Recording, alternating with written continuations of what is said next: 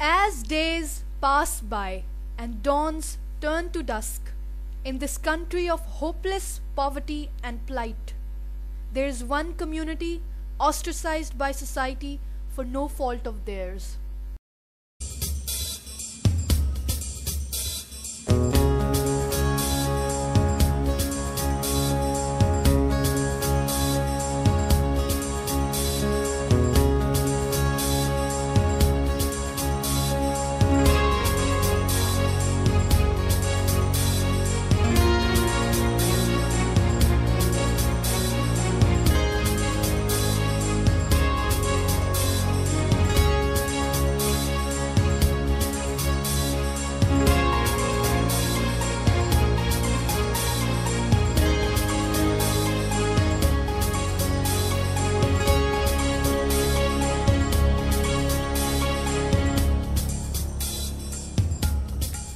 میرے یار میرے دوست میری کائنات مدہوش سب کھو گئے ہیں کہاں میرے لوگ.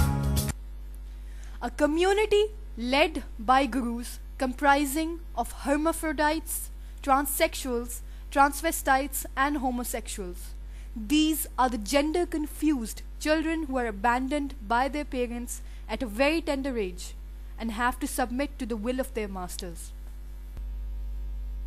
Earlier, eunuchs used to dance in weddings and at the birth of male children. However, that tradition has now largely evaded, due to which the hijras are compelled into begging and prostitution in order to survive.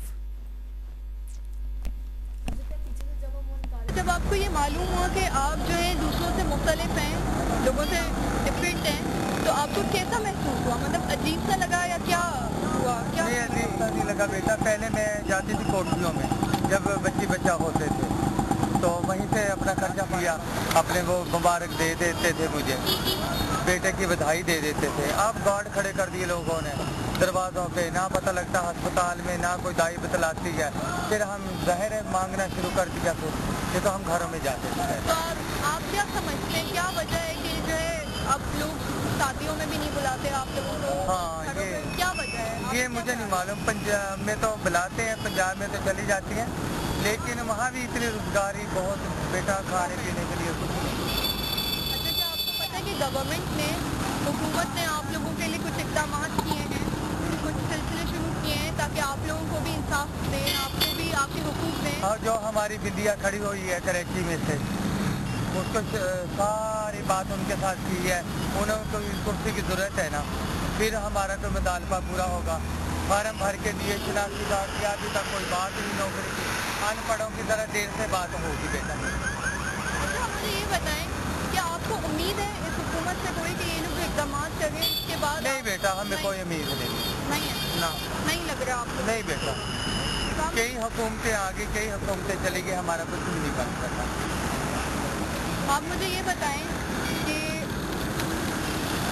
ہاں ایسا کیوں ہوتا ہے کہ آپ لوگوں کے جو والدین ہوتے ہیں, آپ لوگ جیسے جو بچے ہوتے ہیں ان کو کیوں چھوڑ دیتے ہیں؟ مطلب ہم خود ہی چھوڑ دیتے ہیں بیٹا. وہ کیوں نہیں رکھتے, ہم خود ہی نہیں رہتے. پتہ لگ جاتا ہے ان کے گھر میں کھدڑی ہے, تو کیا وہ ان کو تانے دیتے ہیں تمہارے گھر میں کھدڑا ہے. نہیں بیٹا, ان کے دل پہ کیا گزرتی ہے وہ ان کو ہی پتہ ہے. لیکن ایسے دیکھیں, ایسے لوگ بھی ہوتے ہیں جو کہ جن کی نہ ہاتھ ہوتے ہیں, نہ پاؤں ہوتے ہیں, نہ عقل ہوتی ہے, بہتوں میں پاگل ہوتے ہیں, لیکن بہرحال اللہ نے بنایا ہے سب کو. تو اس میں اتنی شرم اور ہچکچاہٹ کی کیا بات ہے؟ آپ جیسے ہو, اس میں کسی کا مطلب آپ کا کوئی قصور تو نہیں ہے نا؟ نہیں بیٹا.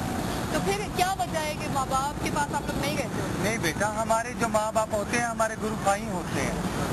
اچھا. ہاں جی, ہم ان کو نہیں سمجھتے جو پیدا کرتے ہیں, ہم ان کو سمجھتے ہیں جو ہمارے یہ کھدڑے ہیں بڑے گرو. لیکن کیا وجہ ہے؟ وجہ یہ ہمارا گھر پہ دل نہیں لگتا, ہم گرو بھائیوں کے پاس شروع سے رہتے ہیں. جب پتہ لگتا ہے ہمارے گرو بھائیوں کو کہتے مجھے نہ بلاؤ, تم خود ہی آ جاؤ گے, ہم خود ہی چلے جاتے. Violence against hijras, especially sex workers, is often brutal and occurs openly in public places, police stations, prisons, and even their homes. Being a hijra did not carry the extreme social stigma it does today. At one time in history, eunuchs were granted special status in the Mughal palaces as the guardians of the princesses' rooms. However, they have now become the most downgraded segment of the society. For many hijras, sex work is the only option as no one is willing to employ them because of their gender identity. They are denied opportunities of education at all levels. اللہ کبھی کامیاب دکھائے. یہ بڑیاں باہر سے آئی ہیں جو ہماری تصویریں لے رہی ہیں. کہاں سے ہیں؟ اللہ. Now, hijras of Pakistan, which exceed 500,000 in numbers, are gearing up to fight for their basic rights.